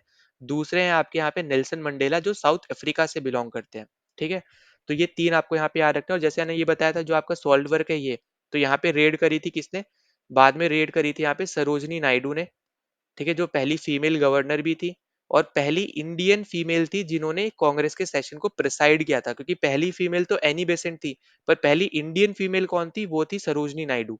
ठीक है, तो ये याद रखना 1925 में इन्होंने किया था कानपुर का सेशन। ठीक है, कानपुर का सेशन किया था 1925 में। एनी बेसेंट ने 1917 वाला सेशन किया था आपका यहाँ पे। ठीक है, तो वो तो हम बाद में हम डिस्कस कर लेंगे। ठीक है, तो इतना डीप में मत जाओ, अभी सरोजनी नायडू वाला ही कर लेना डिस्कस यहाँ पे याद। उसके अलावा यहाँ पे 2 और लोग थे, वो थे आपके यहाँ पे इमाम साहिब, और आपके यहाँ पे मन्नी लाल। ठीक है, मन्नी लाल जो बेसिकली आपके गांधी जी के बेटे हैं। ठीक है, मन्नी लाल। तो ये तीनों नाम आपको यहाँ पे याद रख लेना इसके रिलेटेड। अब देखो जो आपका यहाँ पे ये दांडी मार्च है, ये आपका हुआ है 1930 में।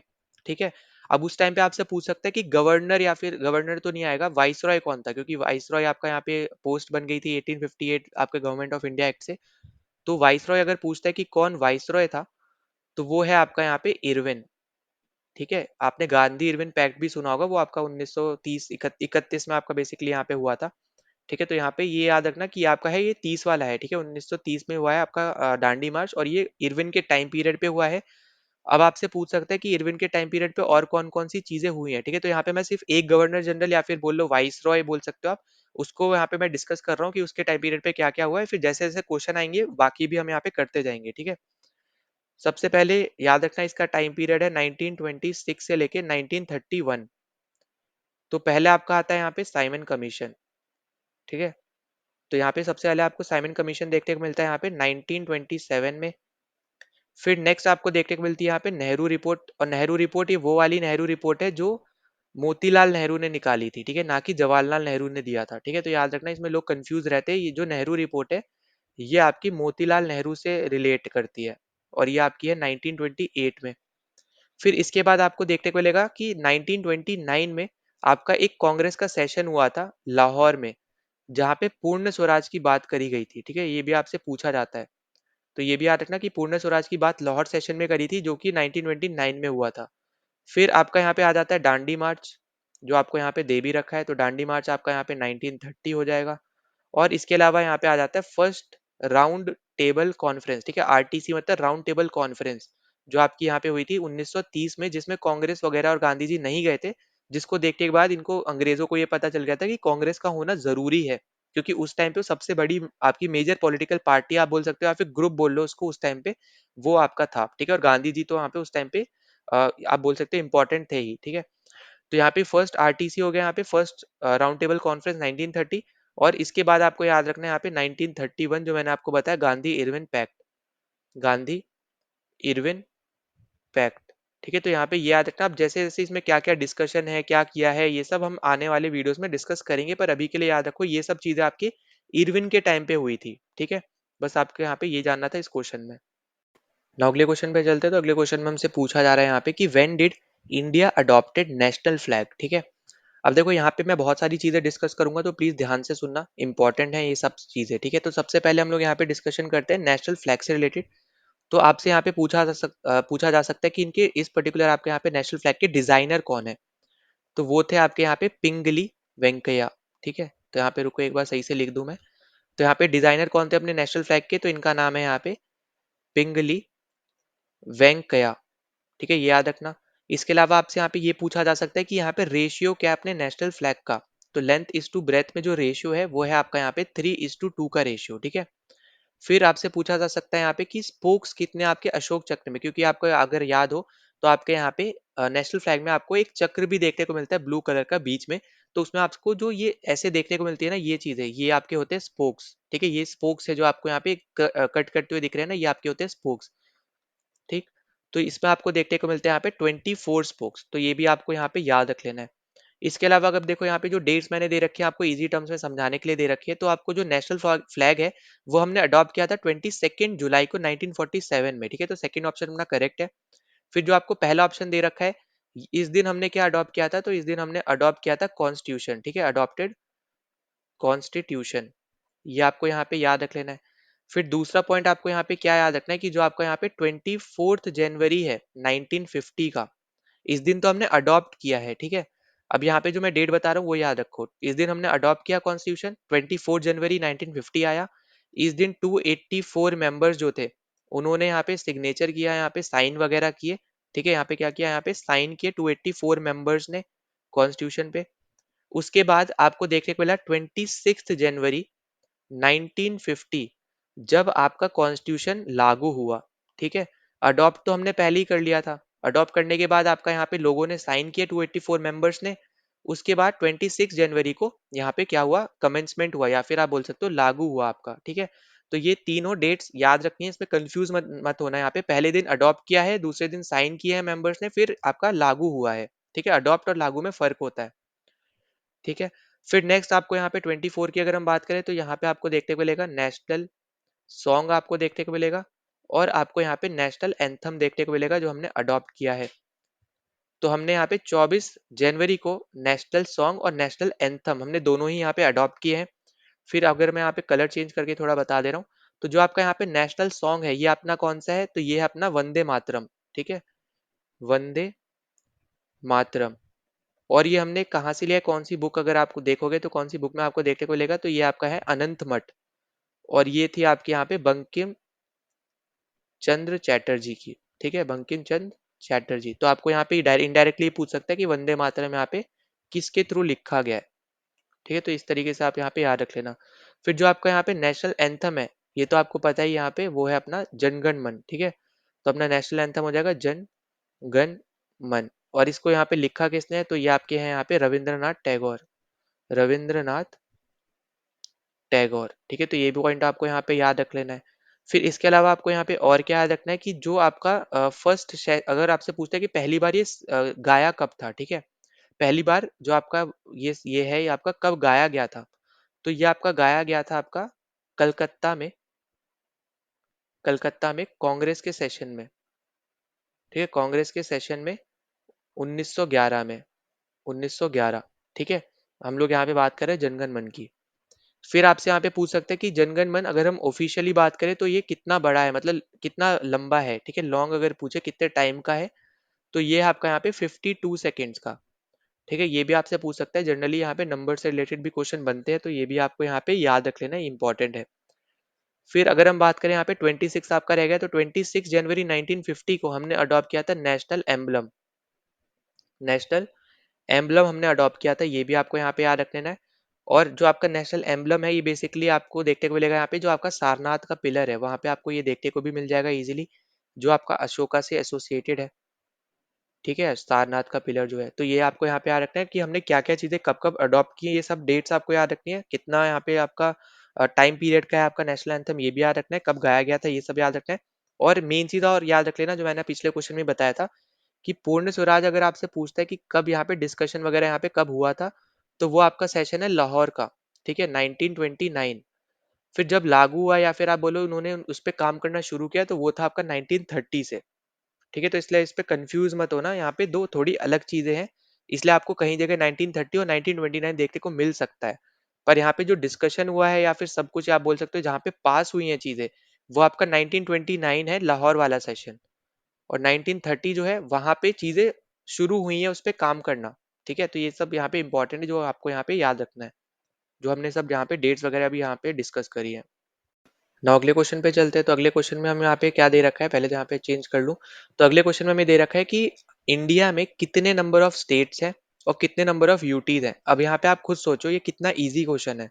अगर यहाँ पे आपको ये नहीं पता होगा, तो आप खुद यहाँ पे आप सोच सकते हो कि आप कितना ज्यादा पीछे चल रहे हो यहाँ पे लोगों से, क्योंकि ये बहुत बेसिक सी जनरल नॉलेज है। और ये क्वेश्चन आपका आया हुआ क्वेश्चन है। ठीक है, रेलवे का ही क्वेश्चन है। तो यहाँ पे याद रखना, प्रेजेंट टाइम की अगर हम यहाँ पे बात करते हैं, तो हमें यहाँ पे 28 स्टेट्स और 8 यूटीज हमें देखने को मिलती है, यूनियन टेरिटरीज हमें यहाँ पे देखने को मिलती है। ठीक है, अब यूटीज कौन कौन सी है, इस पे क्वेश्चन बन सकता है। तो पहला याद रख लेना यहाँ पे अंडमान एंड निकोबार। फिर दूसरी है आपकी यहाँ पे चंडीगढ़। ठीक है, जो कि आप देखोगे रेलवेज के लिए यहाँ पे इंपॉर्टेंट जोन भी होता है।